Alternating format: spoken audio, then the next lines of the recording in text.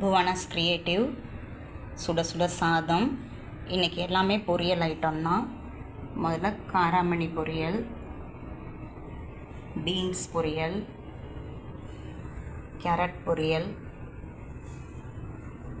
Cabbage பொரியல், கோஸ் பொரியல், வாழைக்காய் பொரியல்.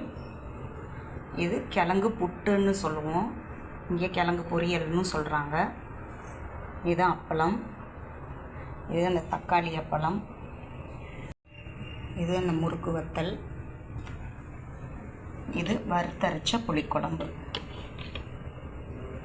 கிழங்கு, சின்ன வெங்காயம், பெரிய வெங்காயம், வெள்ளைப்பூடு எல்லாம் போட்டு வறுத்தரைச்சி செஞ்ச புளிக்குழம்பு.